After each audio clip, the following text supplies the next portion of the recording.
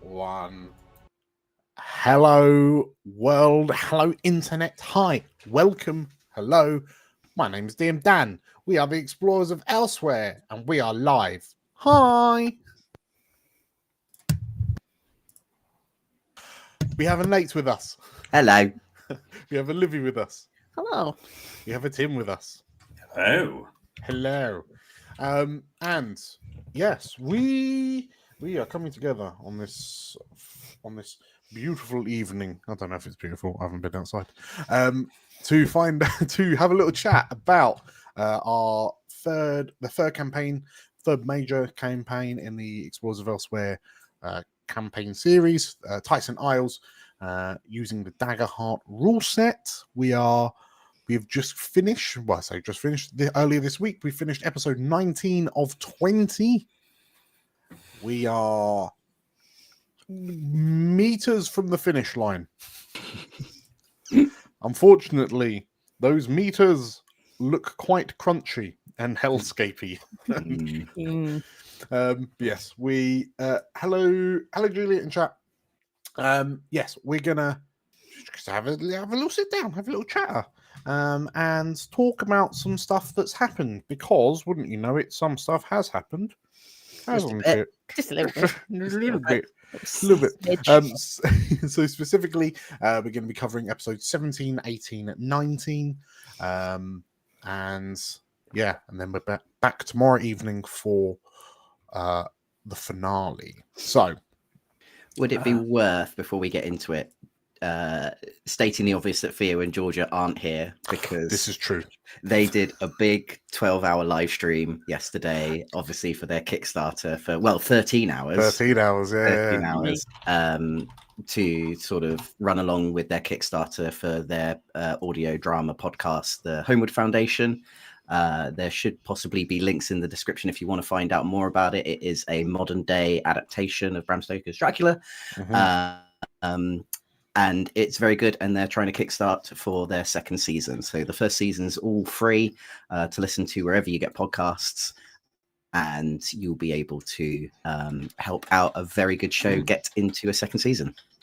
Yes, absolutely. Let me, if I'd been more prepared, I would have done it earlier, but let me quickly punch those into the chat. So, Homeward Foundation, bam! That's in one chat, and then I'm going to copy that into this one. Bam! Oh, no, that didn't work at all. Hold. Hold. Yes, you should absolutely check that out. I believe they've just hit funding on it as well. So at this point, every little extra bit will make it even shinier. No, so they're still... you might be looking at the season one. Oh no, I'm looking at the season one. Oh my goodness. We were just because they need quite a bit of cash, but it is because they are paying everyone. They're not making any money from it. They've got to pay everyone like their proper wages for their work. It has 3 days left. I mean, they've done amazing. They've got 242 backers. They've raised over 11k so far, but they do need 40k. So anything. It can still go. They still got 3 days. 3 days. And if you're a bit curious for sort of like you can listen to the entirety of season 1 for free on sort of like your podcast platforms. And if you wanted a little bit more kind of fun within the Homeward universe, we did run a Homeward Foundation like prequel one shot here on the channel. You can find that down the videos. Theo, who is one of the co-writers, was joining in, as well as some of the actors and the sound engineer from Homeward. Yeah, it was great fun, great laughs. I made some horrendous noises. Yeah, all in the name of good fun. So, Titan Isles. What's that? Done. What do we want to start with? Where do we want to go first? Do we want to go sort of like episode by episode, or shall we just do subject matters? Well, we haven't spoken since. Has it really been since 17? We haven't spoken. Yeah, so that's the episode after the pirates battle, I believe. So yes, well, yeah. Let's start with 17, just so we can get our ideas out in the open. Episode 17. Hooray! You've defeated all of EXO's minions. Good. You defeated creepy, floaty, clericy guy, the Graven Seer. I can't remember who I was saying this to, but like, I feel a little bit sorry when it comes to like lead henchmen, because you very rarely ever know their names, right? And like, you know, they never really get enough screen time to be like, oh, by the way, my name is the Graven Seer. I think you did actually mention this on a previous Titan talk after episode 16. Yeah. Okay, fair. But yes, so you managed to see off the Graven Seer. Ella's Mirror's taken Exo's ship as her own, partially because Exo's ship has inserted itself into the side of Ella's Mirror's ship. But yes, I certainly a big opening point reveal. We got a name for we went through the Graven Seer's diary, like naughty school kids. We found out the name of the first world spirit that was gobbled up by Exo. Kor-Hizal. So yeah, I know a lot of that was kind of driven by Georgia, kind of reading through the diary, because I think everyone else was sort of like stuck under Exo's bed, primarily. No, I was stuck under Exo's bed. I can't believe I missed out a chance to scramble around in people's stuff. Loved it. Of course, yes. But this is slightly filling you in, isn't it, Tim? Yes. So Kor-Hizal, we also known as the Hidden Arbor, has the diary of the Graven Seer said that Exo stumbled across this world spirit, went to fight it, vanished, and then reappeared sometime later, seemingly surging with some sort of godly primal energy, and with a beautiful green glow about him.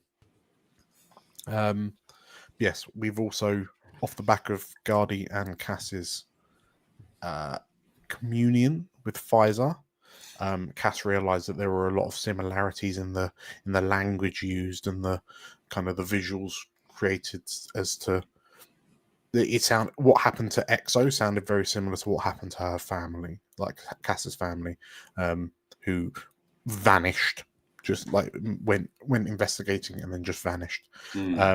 So we now have the question of who's eaten who. We know that Exo has eaten Kor-Hizal, but did Kor-Hizal eat Cass's family?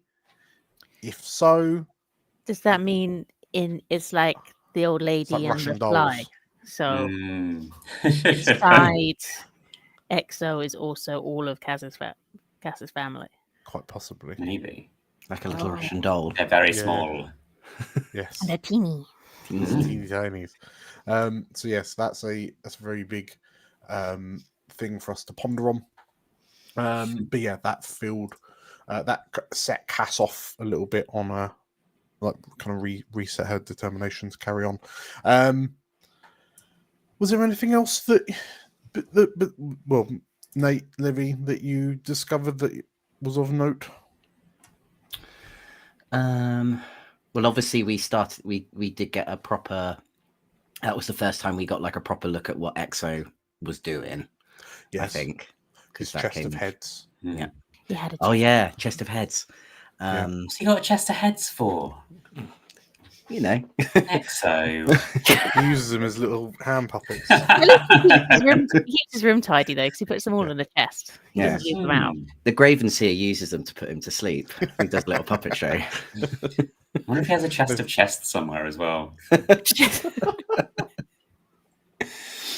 So Yes, yeah, I mean, episode 17 was majority us getting to the vault, really. Yes. So yeah, you Mhm. you sailed off the ship, made landfall, and then began your journey across land inland to the mountain. The mountain. You discovered a very dense and spooky kind of jungle-like forest. Cooper got scared a little bit by twigs snapping, and yeah, I think it was you, Livvy, who said who kind of conjured up the idea that like the jungle was just quiet, Mhm. like there was no wildlife, and that was just like when when we were saying jungle, I obviously had this image in my head, but then you just going, yeah, it's just quiet, like unearingly quiet, and I was like, oh, that's horrible. It's meant to be horrible. Yeah, well, yeah. Yeah. But yeah, it's just like it's horrible, and you know that you're not alone. That's what makes Yeah. it even more Yeah. wiggy. Mm. And I mean, very, very importantly, Griffin got uppies from Abe. yes, Yeah. yes. I wanted to give my uppies goodness. to Guardy, and then Dan was like, "No, he can fly, can't he?" And I was just like, "Oh." That doesn't mean I can't get uppy. Perched upon Abe's shoulder like a parrot. But still as Guardy. Yes. Yes, I feel like that journey only solidified the friendships that you were creating collectively with Kigfran. He was proving himself to be everyone's best bud. You then found the camp, And no one knew anything about it. Everyone just rolled trash.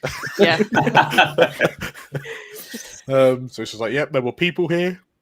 So at some point Now there were they're people on. here, an unknown number, unknown type, just who knows. Yeah.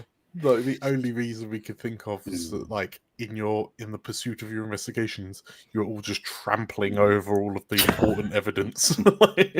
Dan just like getting 6 pages of camp folklore and putting it in the shredder. Yeah. Was there anything there that we should have seen? Or you were thinking that we would I like think stuff about?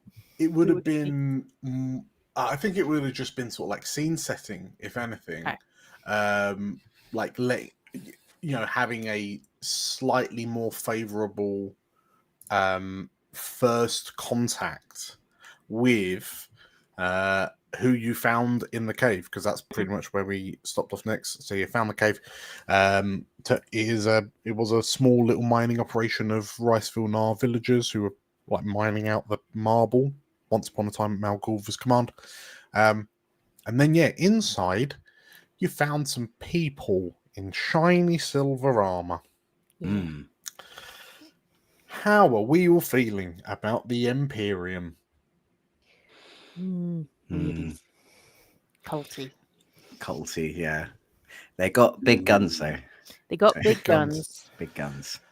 Tim, you'll be pleased to know that upon seeing what appeared to be an alien, as in like not known, alien military force, the first point of call was to kidnap one of them and interrogate them.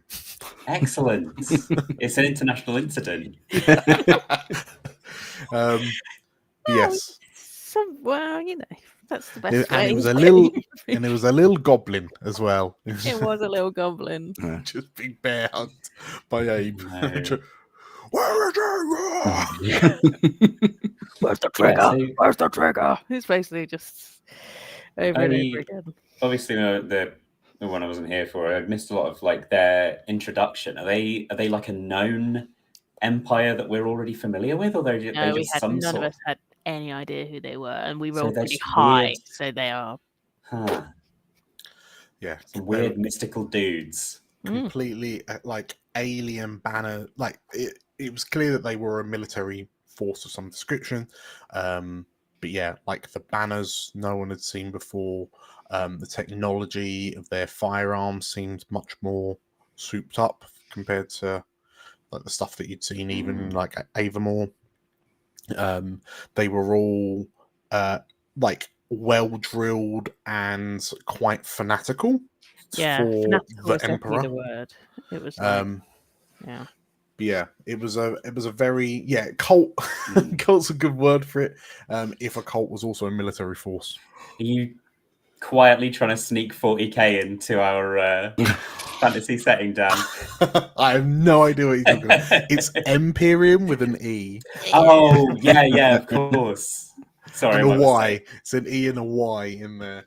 But no, design logic for that is I think it is the Imperium, spelt slightly different, is the Greek term that was kind of coined by the Christians as the highest level of heaven. I think it's something in Final Fantasy or something. It would be surprised. That's what I think. That's why I've heard of it. Yeah, would not be Can't surprised remember at anything all. about it. But... But yes, Imperium, Greek word, and yeah, there's like a piece of artwork, and it's like a big circle of angels, like flying or seemingly into this like massive whirlpool. And there was a part of me I was like, oh, that's metal as hell. So yeah, the Imperium are here, and yeah, you worked your way through them. Cass and Cooper relieved some of them of their firearms, and got a bit trigger happy. Completely. Yeah, completely. Yeah, completely. Did not fill me with dread when I realised what I'd done. Yes. Yeah. The looks. It's the looks on Theo's face when Cooper was like shooting the other soldiers with their own firearms, and like seeing what these weapons did, and more importantly, what they sounded like. Like it sounded like a screaming banshee wail every time they pulled the trigger, and then the bodies were like shriveling up, just leaving desiccated corpses, and being blown back like 10 odd feet. Which has become even more complicated in retrospect. Yes. Yes. Yes, you had a scramble in the dark, and then you found yourself in the vault. And that was basically episode 17. So yeah, it was a bit of a run and gun episode in a way. Lots of running to the mountain and lots of gunning in the mountain. Right, I'm gonna pass over now. Episode 18, The Vault. There were a collection of faces that were peering back at me. That was like, "What's going on, Dad?" When did we sign up for a sci-fi adventure? So yeah, what did you make of The Vault? Yeah, I mean, I liked it, but it wasn't what I was expecting. I guess, but it wasn't really what I expected.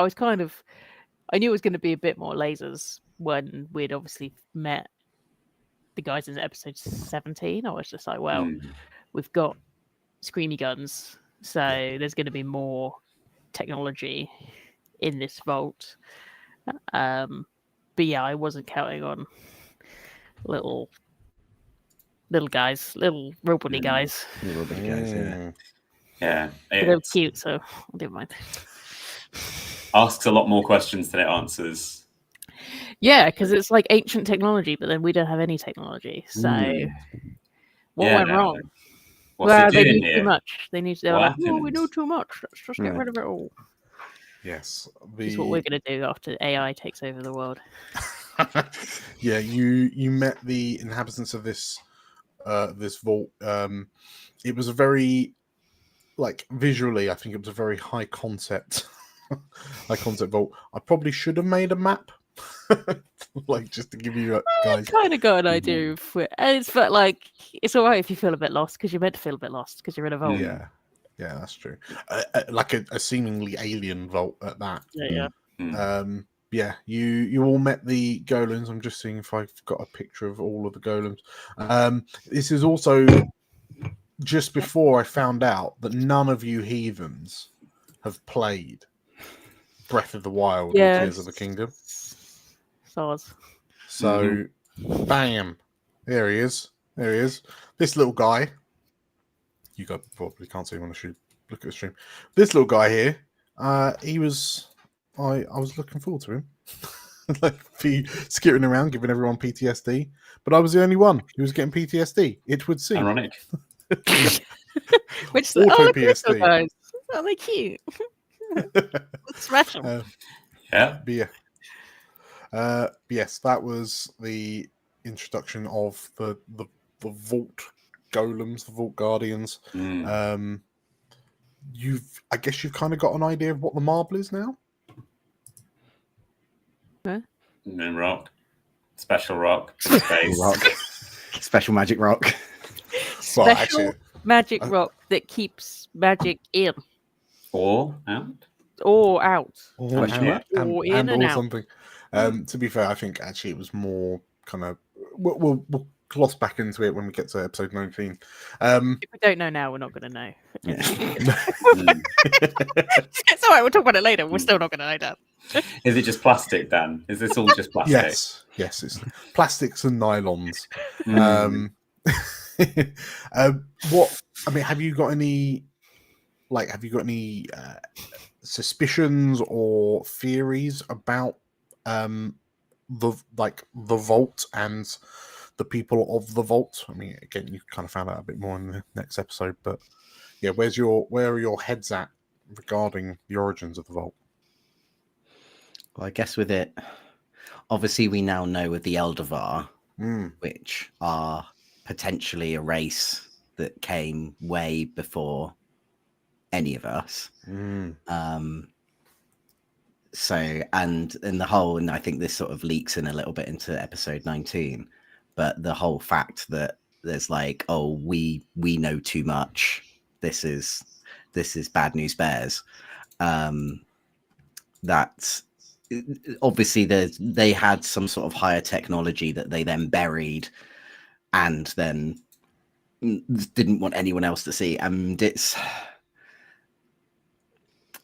I'm not completely sure whether or not they were before the dragons. This is the thing, or whether or not they came after the dragon, whether they came before or whether they were around when the dragons first came about. Yeah. It was always like, I know ancient advanced civilization is a trope. It's a relatively well used trope, but yeah. Well, in fantasy. No. Yeah, what am I saying? What am I saying? Not at all. But no, I was thinking about it, and like it dawned on me that the whole concept of Elsewhere, like proto Elsewhere, my first ideas for it, I was writing about those when I was still in like Brighton, like when I was at uni. So many moons ago. And even back then, I was just like, maybe it's because I was like early 20s. I was like, I know what I'll do. Ancient advanced race, ancient advanced civilization. And that's what would become, like when I was coining the ideas of Lorrivar, like Eldervar was just an idea that I conjured up back then. So yeah, for me, it felt nice to finally kind of bring them into the limelight a little bit, and then just be met with seas of confused faces, because it's like, yeah, that's kind of what we want from the Eldervar. The same as like, surely the three of you have played Skyrim. Yeah. When you go into a Dwemer ruin and you're just like, oh, I've got a sword, and then this like clockwork gold robot comes rumbling around the corner with flamethrowers for eyes. You just want to get Nirnroot. You're just looking for Nirnroot, and this massive guy comes along. It's like, I'm just looking for Nirnroot. I think that kind of idea as well gives a really good excuse for there to be like incredibly powerful magic artifacts stuck in underground somewhere. Yes, absolutely. But yeah, so you spent most of episode 18 running and gunning through the vault. Trying to explain to Abe that the world's not flat. Yes. How is he supposed to know? How is he supposed to know? Especially since he got that very convincing pamphlet.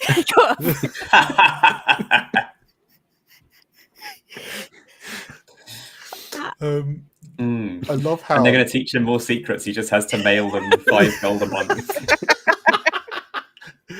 I love how when you just out the blue was like, oh, I thought Elsewhere was flat.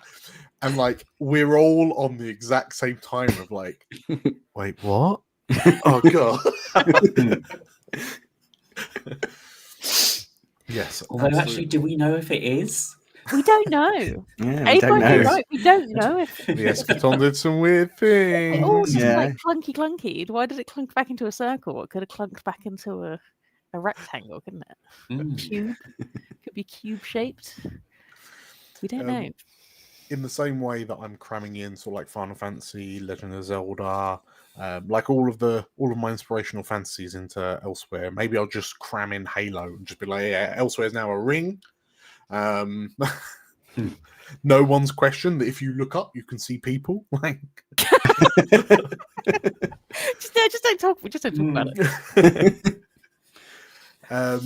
So yes, episode. I think episode 18 was primarily just you yomping your way through, just yomping around, running, interacting with lots of blocks of jade green light. Eating golems, in Gardy's case. Gardy, the Glaswegian lizard. Oh, I wish he was always a Glaswegian lizard. There's still time. There's still time. There's a finale. We're bringing back the Glaswegian lizard for the finale. Yes. Right. I'm utterly convinced that I could have taken them 2 robots. Maybe, quite possibly. I think we could have done, but it was the fact that every time we killed them, the defense clock went up. So they were sending in more reinforcements every time that we killed one. So you would have killed 2 and brought in 4. I think you're wildly underestimating the power of Gardy's Glaswegian death lizard.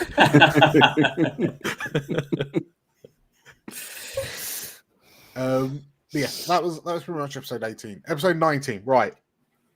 Meat and potatoes, episode 19. Lots happened here. Take it away. Well, we met the Epitaph. The Epitaph, little man in a sleeping bag. Yeah. Little man like is pot. ChatGPT. Yeah. While Kigfran's just standing there, like smugly being like, "I said I'd bring you a weapon. Well, here's this egg. Here's Eggman. You do what you will with him."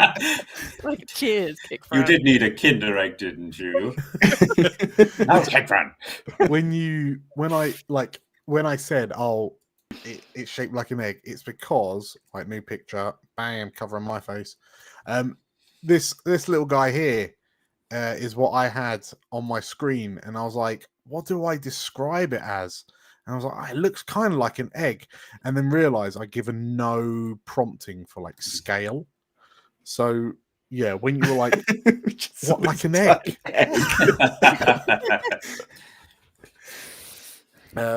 Yes, the Epitaph. You met the Epitaph. Thoughts? First thoughts?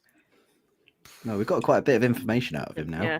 I'm a little bit concerned that he is like maybe literally just a library robot, and when we fight Exo, he'll be like, "I am writing this all down." And so the adventurers died a horrible fiery death. Good. Now I complete my slumber. We don't know if he can do anything yet, but yeah, I don't know if he's we'll meant to if he's actually a weapon, or if he's just information, which knowledge is the greatest power of knowledge. Knowledge is power. Yeah. I mean, arguably, unless he can shoot lasers out of his eyes, which would be great.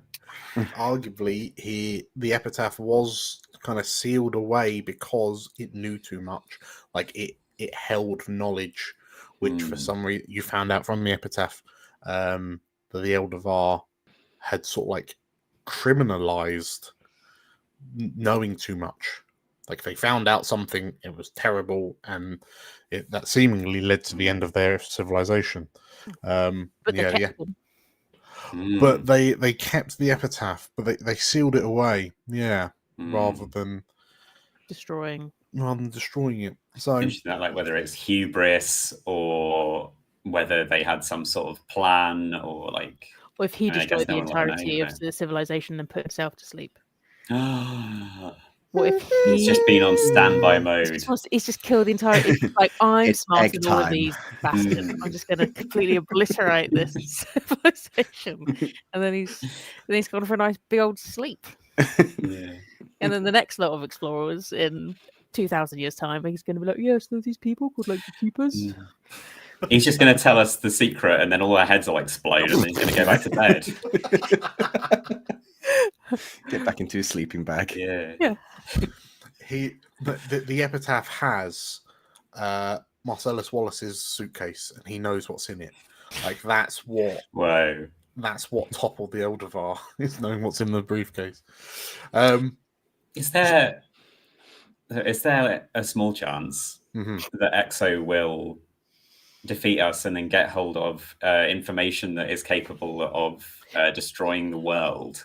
That is the other thing. What is to say and also the epitaph, like, who's to say that it has sight? Might just meet Exo and be like, well, this guy seems more powerful than these losers. Look how big he is. Look how big he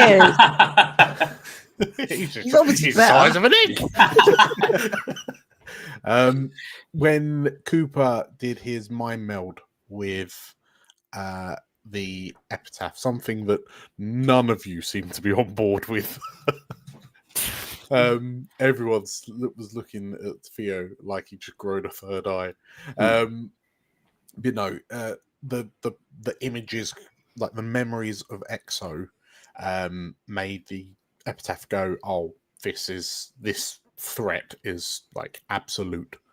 I will like the threat level assessment absolute, must, conclusion, termination. So yes, clearly whatever Exo has become, the epitaph wants no part of it. Years. So yeah, met the epitaph. Kickfran got his little shiny box that he was after, and then we had the campfire session where everyone got together, had some little last minute chatters. To kick things off. Griffin and Gardy had a little one-on-one time. Meant to ask actually, Nate, why was it Gardy that you decided Griffin would want to reveal his reveal to in the end? I mean, have you met the others? Okay, in retrospect, actually, that's a fair point.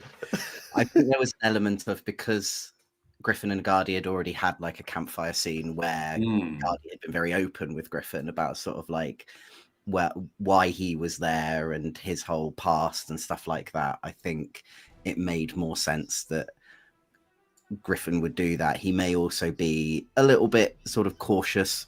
He might have been sort of like a little bit cautious around Cooper at that time as well, because of the whole like deal that he'd made with Kickfran and stuff. So I thought like Gardy would probably have been like the best option for Griffin. He is definitely the one who's least likely to hit you as well, I think. Yeah. Take offense. Just go, what the fuck? No, I wouldn't have been able to read that letter with a straight face, finding out that he had a girlfriend. You can't even do it now.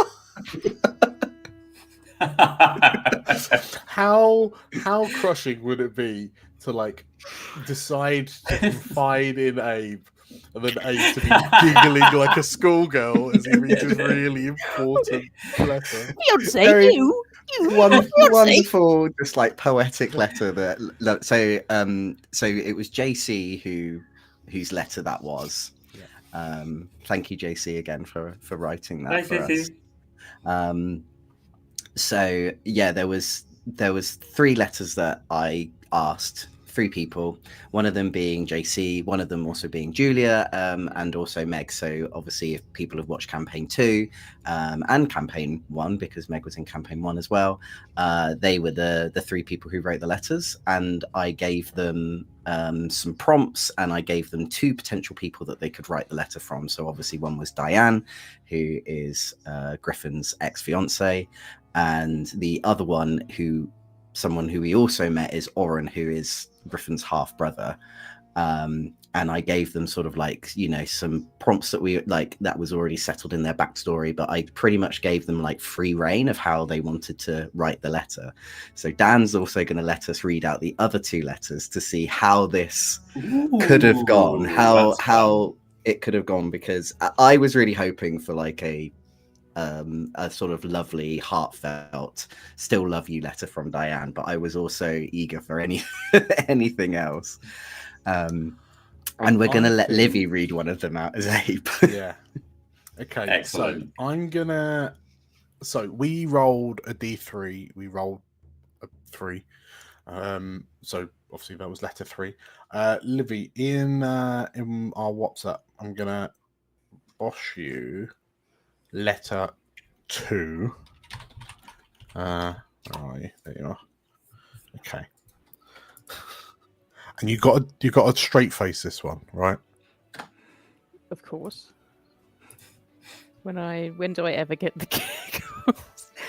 What episode was Kickfan taking his glove off? Because that was in episode 18. I could not stop at that. That was just too much. I just didn't realise he took it off.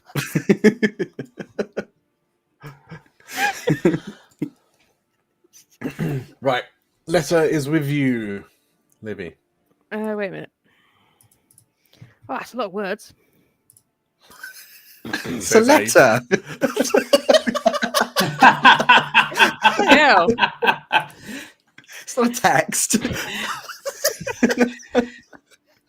This does feel in character though. Like I feel like that is very character. You're writing all this. It's bloody long. This is. You want me to read all of it? Right, Tobias. Who's that? Is that you? All right. I thought you named Griffin. What? So this letter has found you for all the good it'll do. After you left, I held out some hope you might return to face the music, and now I see the truth. After all I suffered at the hands of our father, shielding you from the worst of it, you were usurped my birthright, took my title and position, and the worst part, you didn't even want it. Didn't even want it. The first chance you got, you ran away like the vain, self-centered little rat. Like you are leaving me with nothing. And why? Because you did not have the strength to do what must be done. Because your fiancé could not bear to look at you with your blood-red eyes. Those eyes which proclaimed you rightful successor to our esteemed father. Never mind all my hard work, my sacrifice, my will to lead. In hindsight, your abandonment of your duty should have been obvious. You always did think about yourself first and foremost. In truth, we're all better without you. Diane will find someone who deserves her, and I will find my way back to my father's graces. Even without a full claim to his bloodline, I am twice the Sorrowwind you will ever be.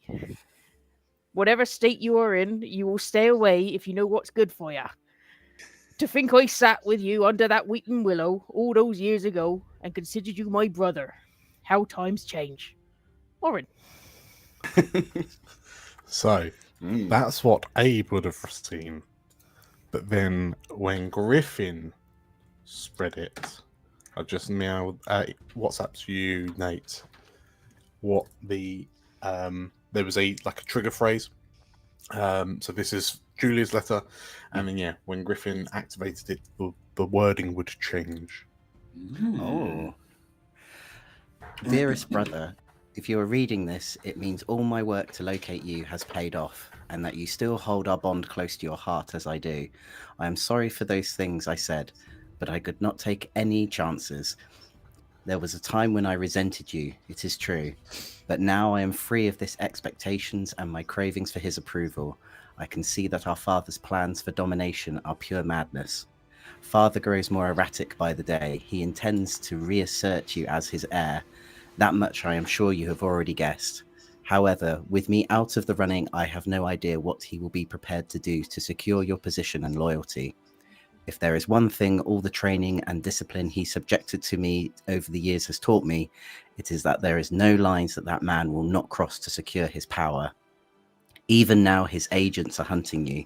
They do not wear the family crest, of course, but you will recognize them by the subtle violet mark on their skin, usually on the face or neck, or a byproduct of the arcane oath of allegiance father makes them swear. They have a coded phrase, our houses are home, although I'm sure they are not deliberately used it. They've not deliberately used it around you.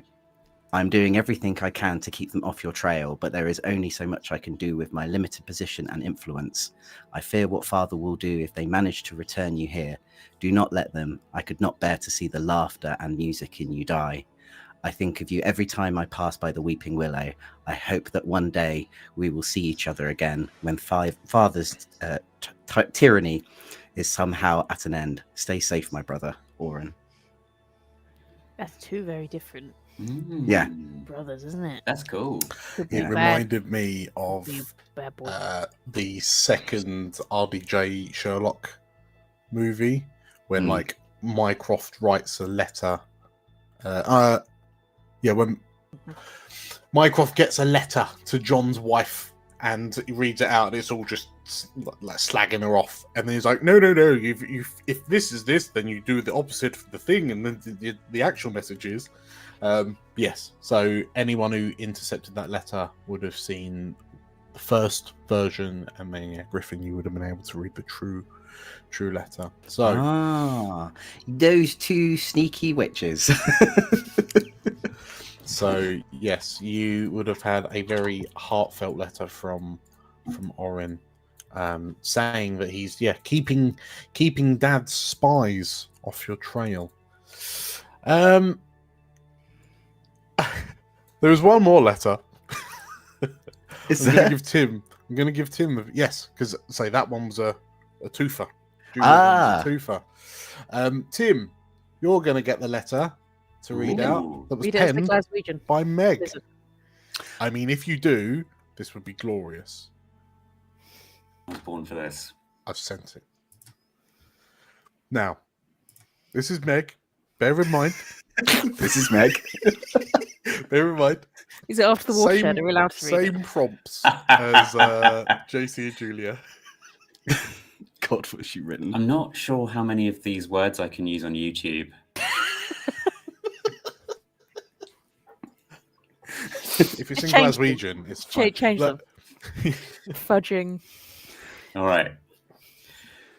Tobias, there is no gentle way to put this, so I will not try. I'm marrying your brother. I can almost see you now. The way your jaw tightens when you're about to do something reckless. Perhaps this letter is already in the fire. Perhaps you're halfway to finding me. You always burn so brightly, Toby. Too brightly. But if this reaches you, know that I could not let you hear it from another mouth.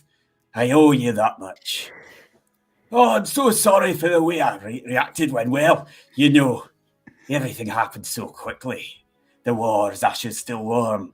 Your father's grip on the realm tightening like a noose. My own family hissing poison in the air about those who changed. Every time I looked at you, I saw our future in flames. I was afraid, and I let that fear decide for me. Your father's will still crushes the land. Oren does what he can to shield the people. But Galverian's madness grows with every passing day you remain beyond his reach. This marriage, this alliance, as a gambit. My family despises my continued bond with yours, but Oren's normal appearance soothes them, and their coffers are too light to protest. As my mother so helpfully said, better to be wed to a wealthy bastard than to be a spinster. Together we hope we might dull the worst of your father's age. More than that though, Oren and I, we have grown closer in your absence. Sometimes when he laughs, I see a shadow of you in his eyes, and it steals my breath. He still hums those absurd songs you used to make up for him. We both miss you, though neither of us says it aloud. Wherever you are, I hope this letter finds you safe, and if not happy, at least free. Yours, though I cannot be. Diane! See, I can understand Griffin going out with Diane if she sounded like that. Dan's been doing some vocal coaching with me to make sure that I really nail Diane's voice. Plot twist: Diane, new BBEG, sweeping, kick Exo in the head so hard he dies. Oh dear. Yes, I had these two like beautiful intimate letters, and then then this part was like, "I'm marrying your brother." Don't really want to, but what can I do? Although, I mean, technically, we haven't heard from her in a while, so we've got the wedding dress. We've got the venue. Yeah. Waste not, want not. So yes. God, you're going to see her again. She'll be like, "Oh no, it's awkward now."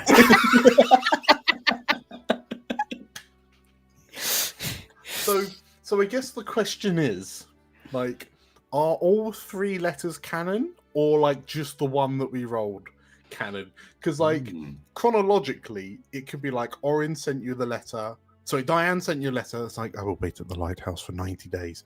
Except we've had that for like years. So at the end of a 3-month stint in this lighthouse on her own, she's like, "Bastard's not coming." I'm his brother. Right, I'll show him. And then in retaliation, "I'm marrying your brother." If I squint, it kind of looks like you. And then Orin's like, "Oh, I've got to write him a really nice letter." Just like, I won't mention it. Kind of, yeah. There's no PS at the bottom of it. PS. Yeah. Doing everything I can to get Dad off your tail, but don't come home. Fine, stay away. Oh yeah, Dad's really evil. Live your life, Griffin. Live your life. So yes, Griffin has had this letter in his pocket all campaign. It's the envelope has emerged a couple of times during some long rests. But yeah, we now finally know the contents of that letter. Yes, a love letter from Diane to Griffin. I guess we can talk about more of the mechanics of it, because in Daggerheart, when you're creating a bard, they give you two, and I think it's the same with every class, that you have like these two different things. And with the bard, it's either like a book of something, or like and then the unopened letter. And I think Alfric also had the same as a bard, which you sort of worked into like his parents' letter to him. Of course, yes. So it's a really nice little sort of world building thing. I kind of wish that as Daggerheart sort of just like grows, that you can potentially have more little options that you potentially have that just to help sort of build a character, because I probably wouldn't have thought of anything like that. So it was nice to have something that I could just sort of build on and use to sort of shape the character a bit. Yeah, that's really cool actually, because like, as far as I remember for Druid, it's like you have a weird trinket and some dirt. Yeah. Yeah. All right. The Guardian is pretty similar. It's just like you've got the blood of a man or an old tooth. Or both, because it's the blood that came with the tooth of the old man. I'd be very both apes, just blood of an I'd be old very man. unsurprised if Abe turns his pockets out, a tooth falls out. I don't think anyone would blink. Like, all right, is that mine? No, it's not mine.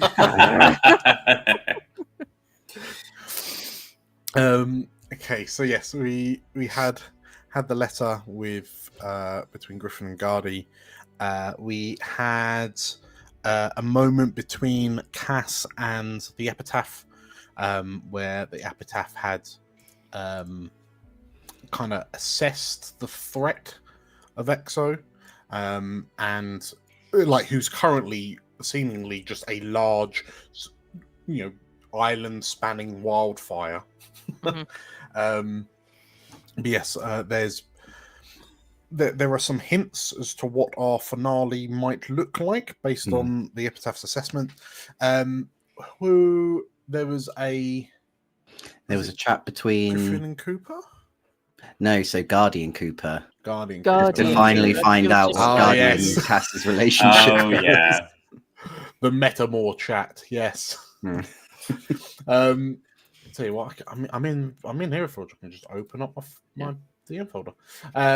Yes, so that's a question that Cooper would have, but I don't think any of else in the party would ever think that Guardi and Cass were. Well, it's got to be sure.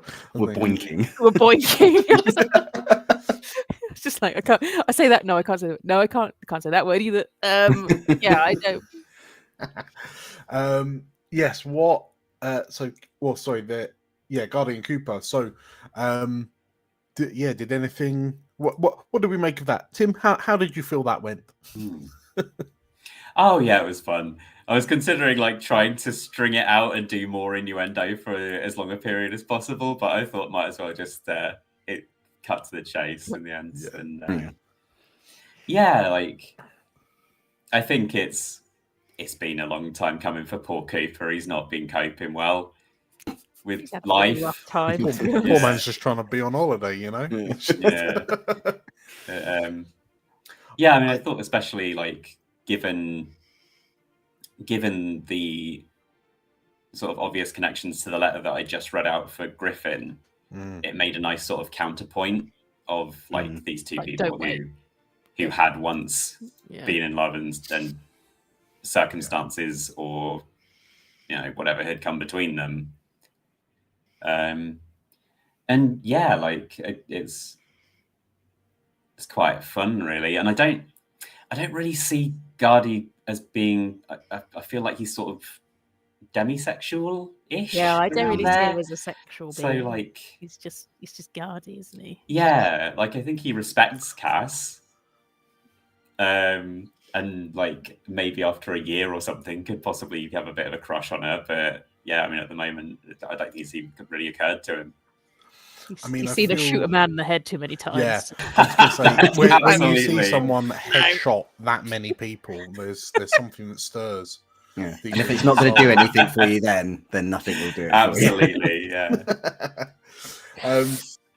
So yes, as we go into the finale, we have a definitive. Well, I would argue we have a definitive "will they, won't they" moment because Georgia teased it during the Act 2 finale when she was yeeted across a cavern by a god. And she called out for Cooper as she just disappeared into a blizzard. Yes. And then we had a Griffin and Cass sit down chat. Griffin got told off again. There's a. Well, I think she just told you to be careful, primarily, didn't she? Yeah. Don't do anything stupid. Yeah, don't do anything stupid. So, Nate, talk me through the Griffin and Kigfran discussion. What is really funny about this as well? So, on Sunday night before that stream, I'd already said to Dan, like, I would really like to have Griffin to have a chat with Kigfran with the full intent of using my brand new level 6 Banish card. I had just been talking to Julia and Meg because I went round to Julia's on that Sunday, and I said I'm gonna, because obviously they knew the Raven and what a bell end he was. I said, I'm gonna banish Kigfran. I'm gonna banish the Raven, and they were just like, "Oh, that's really funny." For reference, like we say, campaign 2, the Raven was an NPC in campaign 2. The Raven was Julia's character's rival. So yeah, we built him up as a very Corvo from Dishonored kind of character, and then it turned into Kigfran. sexy up until the point where he just broke every social contract by dobbing Magpie into her mum. Yeah. Yeah. Well, that's not sexy. Now he's got Griffin into his dad. Yes. Yeah. We figured out that Kid Fran's just here for the drama. The drama, just family drama. That's all he's for. Kidnapped Algernon's sister. Just that's all he wants, family drama. And he gets home and pops EastEnders on. Yeah. That's it. Fridays, takes notes. So I was just about to leave Julia's. I literally got in the car. I got a text from Dan saying, "All cards on the table. Are you planning to banish Kid Fran on Monday?" And I was like, "Maybe." It was like literally, I was sat there and I was in this sort of like tapping my fingers on the desk, like, just rereading the level up chat where he's like, going to banish him. He's going to banish him. He's going to try and banish him. And I realized, like, so where we present, like we're presenting what we're doing, online.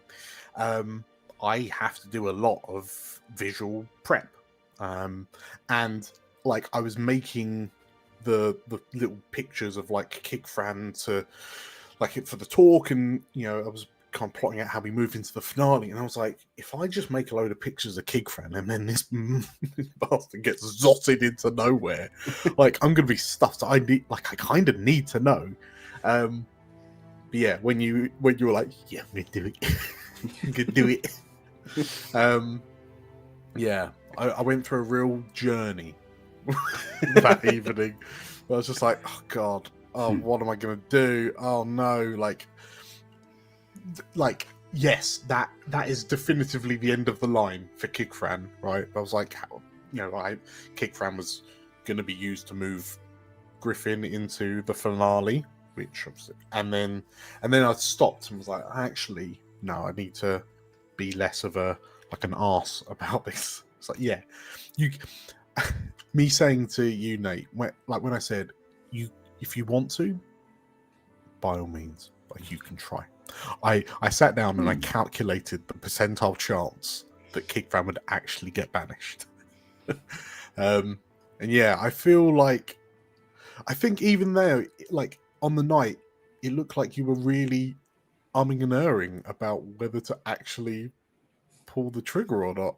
Yeah, I mean, it's obviously you laid on heavy with the kind of like, we're bound together. Yeah. And that was just like, oh no, has Dan now decided if you do this, you're coming with me? Yeah. And I was like, oh no. Because I rolled with success with fear, I was like, is he going to use the fear to mean that I go with Kick Fran? Honestly, like I based on how Cooper's like magic bracelet thing worked, I was a little bit worried that if you banished him, you would just die. Yeah. Like yeah. Yeah. I realized that all of these sort of like in inverted commas excuses that I could come up with to try and persuade you not to banish Kick Fran, I kind of stopped and was like, no, wait, this is what Kick Fran would be saying, right? Like Kick Fran would be trying to convince you not to banish Kick Fran, like not to do something to Kick Fran. So I also knew when, like, unless it went disastrously wrong, the threat of we are bound, so choose your next actions very carefully, that was a bit of a bluff, because at the end of the day, Kick Fran is an espionage, like he's an agent of chaos. Well, not agent of chaos, agent of disorder. I mean, that's the same word as chaos. But yeah, he's fundamentally a spy, right? So he lies. He tries to manipulate things to his own ends. So yeah, him being like, if you do something to me, it will happen to you. But like, was it really gonna? I suppose you rolled success with fear. So yeah, he was gone. But yeah. Yes. Honestly, I was like, when you did it, I was like, in my head, I was like, because I don't know, I was starting to get the feeling that I was the only one who was like, we can't let this dude, who is like obviously up to something shady and weird, take like an ultra weapon for whatever he's doing. Yeah. And it is, I think, in those moments I was like, in the prep, I was thinking to myself, if Griffin, we 100% just have to let the dice lie. Like, let's roll the dice. Like, there's no reason not to. Kig Fran would have a gambit, which is trying to wig you out, like, make you second guess yourself out of doing it. But if you roll the dice and he's banished, Like, that's it. Well, until I have a long rest, and then Kig Fran can roll again. Then he can potentially come back. Yes. But yeah, I realize, like, if Griffin does manage to banish Kig Fran, that will be such a moment of catharsis for everyone. And I think it was. Everyone was like, yeah! when you managed to roll high enough. Interestingly, when I was like rolling the dice myself just to see roughly what it might look like, pseudo Griffin failed 3 times in a row. I was like, oh, Kig Fran's gonna be fine. Yes, so Kig Fran's banished. However, I then played the hidden card up my sleeve, which was a honking great airship, courtesy of Griffin's father, Lord Sorrowwind. Big reveal that none of us saw coming.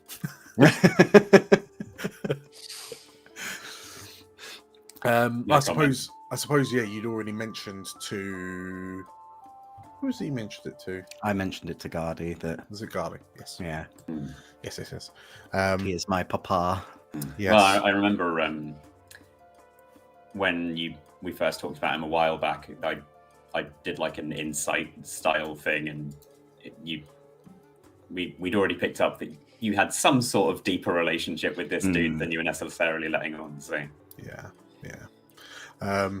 Yes, Lord Sorrowwind has finally arrived after skedaddling across the unknown world for half the campaign in a bloody great airship. Just takes ages to turn it. Yes. Yes,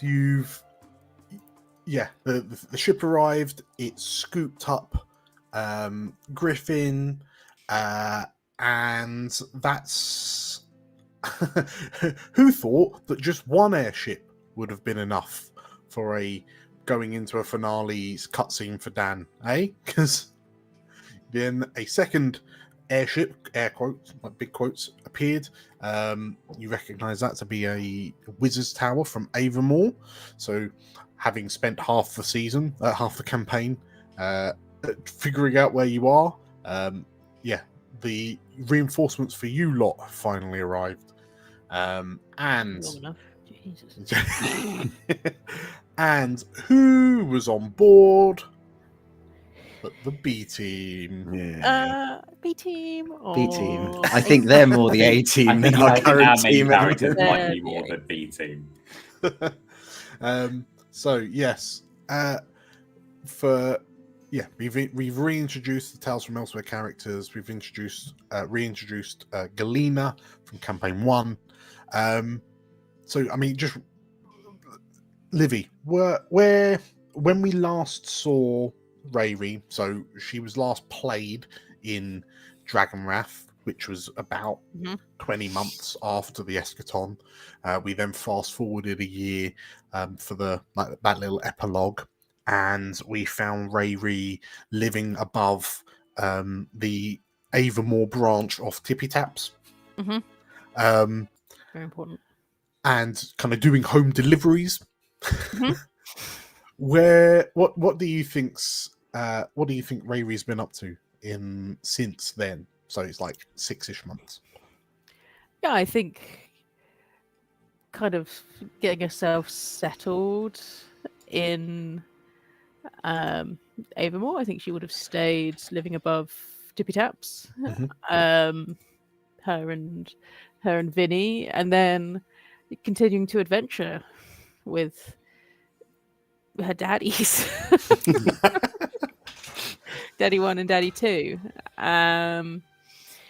And yeah, I think she kind of has settled herself in, because I think for a long time she didn't really feel like she had a home, and she's kind of made a home for herself, and made herself a bit of a community through the sprites. I think she'd hang out with Capuline,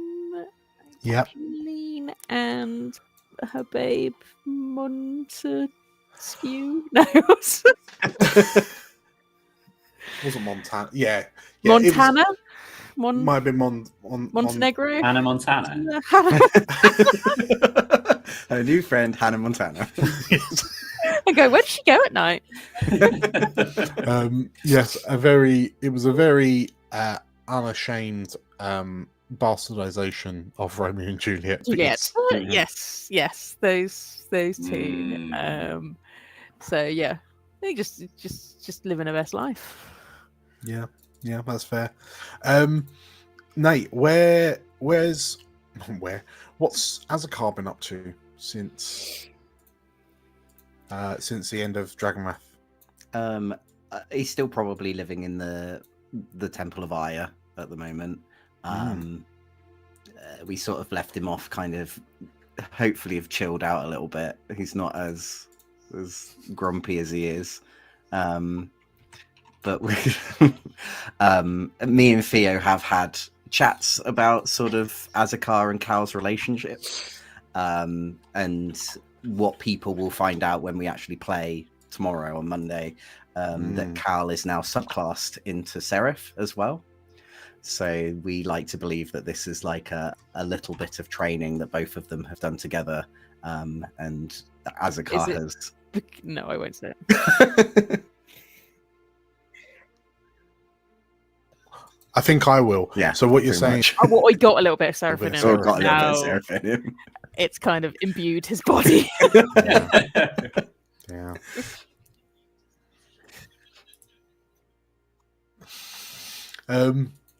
Yes, as I think it's going to be interesting. Well, actually, I'll half on that line of thought. But yeah, what do you, Nate? Between you and I, we've kind of realised that Azakar probably has a bit more of a tie into this finale. Yeah. Than So initially, obviously, kind of realised. It's no secret that obviously, sort of fire magic is a big thing with the Sorrowinds.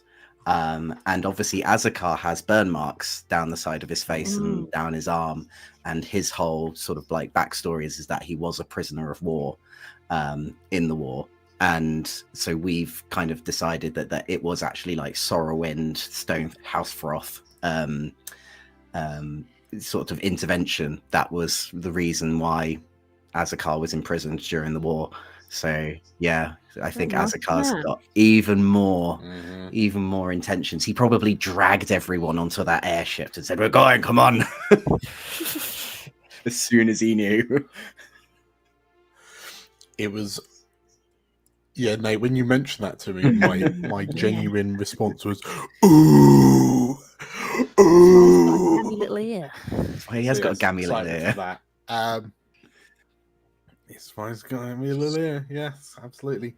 And Tim, digging her out from the back rooms. What's Galena been up to? Like we've seen her in the campaign already. Yeah. What's the deal with Galena? I don't want to know nowadays? what she's been up to most recently in order to get hold of like a flying wizard tower. And I think it's best that we don't find out. But yeah, I mean, since campaign 1, I imagine she probably hung around a little while just to make sure that the town was like firmly established and on its legs and, all good to go. And then, yeah, pretty much since then, she's been throwing herself back into her research. Like, she'll probably occasionally pop over and visit Comstock and, yeah, just like have like brief torrid hookups, and then but they're both too busy to like to have too much that's like much further from that a lot of the time, I imagine. I think like she's probably been all systems go on crystallography and how the mana crystals work, and more research on like reversing the effects of them and stuff. probably getting frustrated that no one will listen to her about like some of her research just because she did a war crime once. I mean, I guess the one thing I will add, so Galena appeared in campaign 2 fleetingly in so Errol's character Atta. Galena appeared in Atta's epilogue. So Atta being a weird little goblin spirit conjurer, like mad scientist. Yes, yeah. But yes, so when the C3 crew accidentally contacted Galena, it was actually Atta that answered the sending stone. But yeah, was being broadcast out of the walking spirit golem, Tavaria. Yes, of course. Yes, so yeah, I mean, Tavaria is probably pretty key to the Mana Crystal research in general, because like whatever's going on with her is a bit of a turn up for the books. Yes. So yeah, Galena's certainly been keeping very busy, has her own workshop in Avonmore, we've established. Yes, it's a very good question. How on earth did Galena manage to co-opt both a mage tower and these explorers? Yeah, I'm sure we'll find out tomorrow. I mean, just to quickly gloss so for Nate and Livvy, how have your characters changed, or have your characters changed much since we saw them in Dragonwrath? Not particularly, besides from obviously the usual like stuff that's going to happen because obviously when we built our original characters, we were still in the beta test of Daggerheart, so now we had to completely redo them, because like the sheets weren't going to work anymore. So Azakar has like a hell of a lot more armor slots. He has a much more higher major and severe threshold, which is great. But not a lot has changed. He has got a new part to his subclass as well, which I think was something new that came in with the new the specialization? Yeah, the specialization. So I think it's something really cool with prayer dice. So if you roll a prayer dice and it's the result you don't want, you go no, and you can roll it again. So basically I get to take advantage on prayer dice now. Nice. Yeah, has Ravy changed much? No, she's still full ranger. No multi-classing, which is unlike me, but she's enough of a terror. She's enough of a terror. Single class, yeah. I don't want to add anything to complicate her. Especially if we're only playing them once. I mean, Vinny is still going to be an absolute horror. He's a horror. He's an absolute horror. Vinny being your dire chihuahua mount. Yeah. Oh, he does like triple the damage that I do. So there's no point me even just rolling anything. Like he can literally just go across the entirety of the map, bite someone, and come back. It's gonna be absolutely horrendous. But I'm here for it. Yes. I'm here for it. Oh, I can also my new magical thing, and I hope that we can use it. I don't know how we'd use it on an airship. Is that I can create as many steeds as I like. So everyone's gonna get a dire chihuahua. We're gonna ride into battle. You have a dire chihuahua. You have a dire chihuahua. When you say as many as you like, as many as I mean 100. You can take out an airship with enough chihuahuas. I mean, you can say that in real life, really. Yeah, exactly. With enough chihuahuas, you can take out an airship. just from the perspective of the actual campaign 3 team, they just hear, yeah, and then the ship just leaving. These dogs just fall out. Horse-sized chihuahuas. And so a little bit more in depth then, Tim. So Galena in campaign 1, where we were playing D&D, was an alchemist artificer. How on earth did we port her into Daggerheart? So I had a brief look at I had a brief think about trying to convert her sheet from one system to the other. But at the end of the day, I thought I'm not trying to capture her character sheet. I'm trying to capture feeling of who she is, what she does, and the kind of vibe. And so what I went with in the end is mostly knowledge wizard. Kind of gives her a lot of options that are both offensive and defensive, and some fun utility. And she's a big nerd, so it made sense to me. And then I just put a little bit of the witchcraft in there to reflect her alchemy. Yeah. Some of the witch stuff is really cool as well. Yes. It's really cool. Yeah, for sure. I think I mean, from that and after that, it's mostly just flavoring everything as various bottles of weird stuff, and we're good to go. Yeah, no, I'm excited to see how she plays, because it's been a while since we've had our wizard. So yeah, interesting to see what absolute hellish circumstances Galena can conjure along with these other 4 reprobates. By tomorrow, I will need to memorize about 300 spells, but yeah, it's all right. We'll make it work. There is that. The team is going to have 2 chaos sprites in it. Yeah, 2 of us.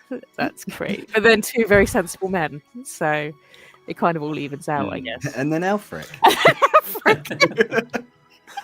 He's just there. It's interesting how pretty much everyone's B team character, so the Tails characters and Galena, are seemingly polar opposites to your campaign 3 characters. Guardy and Galena, just different leagues. Just they're not even playing the same game. They're just wildly apart. Rayri to Abe, Azakar to Griffin.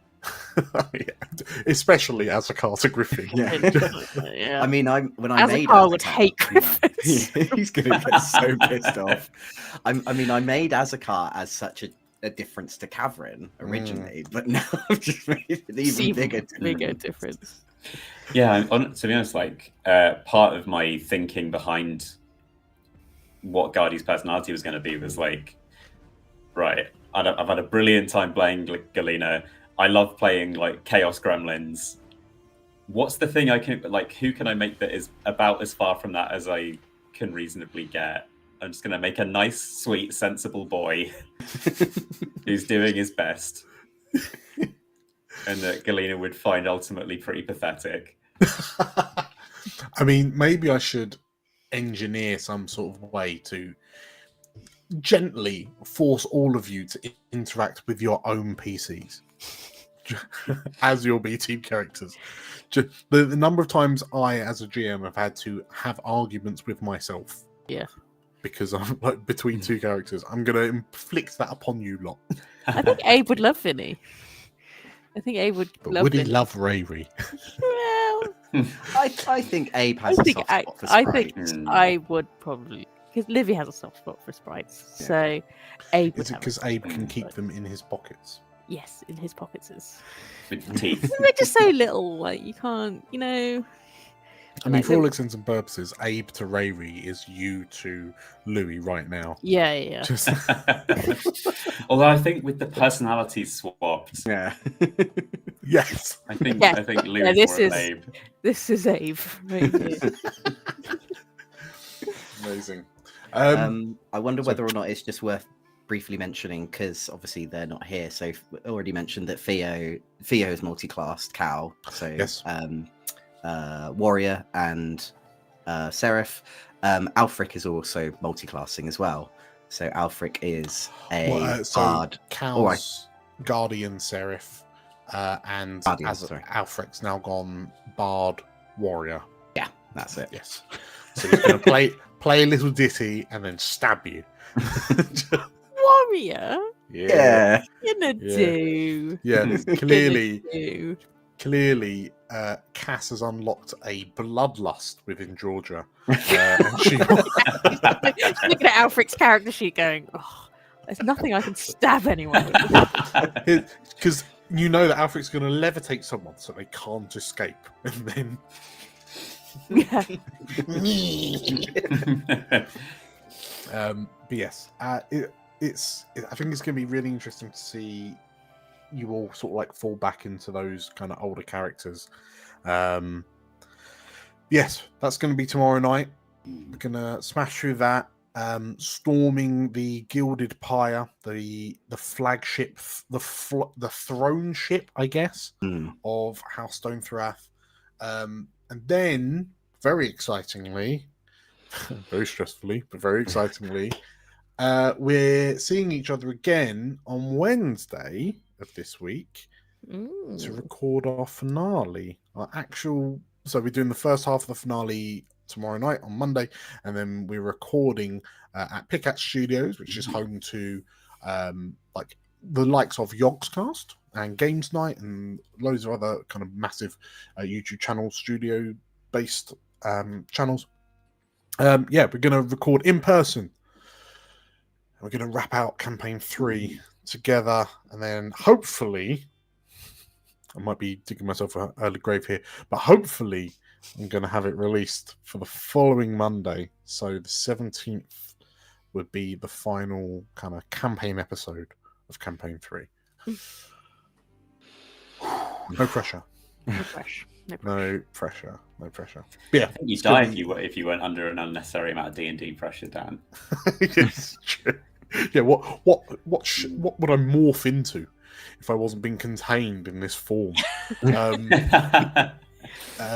Yes, I'm looking forward to it. So as a little aside, just because I've already slapped some paint on them, yeah, in preparation for Wednesday. I don't know how well the lighting's going to pick them up, but we've got a work in production, Griffin and Gardy. Yay! And it's always fun to see minis kind of in physical form after spending so much time with them online.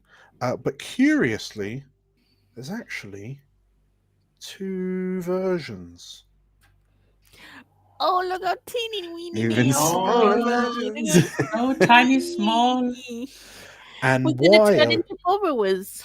Why would we need mini-size versions of your minis? We'll just have to wait and see. We'll just have to find out. Yeah, it's actually all a big Honey We Shrunk the Kids pastiche. Yes. So we're all going to be that's the final twist. It's just going to be a big ant. We're just going against a big ant. So, yes, boys and girls, we're pretty much at the end. We are winding up for a big finale, and it is big in many meanings of the word. Yeah, I'm excited for it. Any other final thoughts between the 3 of you about episode 17, 18, 19, and or the finale? No, just decided. Just excited. We're ready to go. Yeah, looking forward to it. Yes, it's going to be very good. So, shall we call it there? Yeah, I think so. Okay. So, thank you for watching. Thank you for watching if you're watching. And if you want to join us for our finale, then tune in on Monday, the 10th of November, 7:30 p.m. GMT. We will be streaming the first half of the campaign 3 finale. And then hopefully join us again a week later for hopefully the conclusion of the campaign 3 finale in all of its glorious studio quality editedness. In our amazing costumes. Yes. Yes. It's been a long time coming, but we're here. And whilst this is the end of our Daggerheart campaign, we've mentioned it a little bit live, but this is certainly not the last time you'll see Daggerheart on the channel. So if you're excited for more Daggerheart, then absolutely stick around. I suspect once we've got this finale out of the way, we'll be much more open about our plans going into 2026. because the train has no brakes. It would seem. Right. Thank you, everyone, for joining. Thank you, you three, for joining us this evening. Thank you, everyone who's been watching. If you're interested in what we're doing, consider subscribing on YouTube, following on Twitch, and joining our Discord. It's free. And if you really, really want to help us out, please consider becoming a member on YouTube, a patron on Patreon. Both of those, the tiers are very, very cheap. And it just massively helps us out, and you'll get a little bit of extra content here and there as we make it. Yeah, check out Homeward Foundation if you haven't already. I'll pop the links in the the bot has been spamming the chat with links, so yeah, click on one of those to head to the Kickstarter to check out Georgia and Theo's amazing modern day found footage Dracula sequel. Yeah, that's it. See you tomorrow, See you guys tomorrow. Bye. Bye.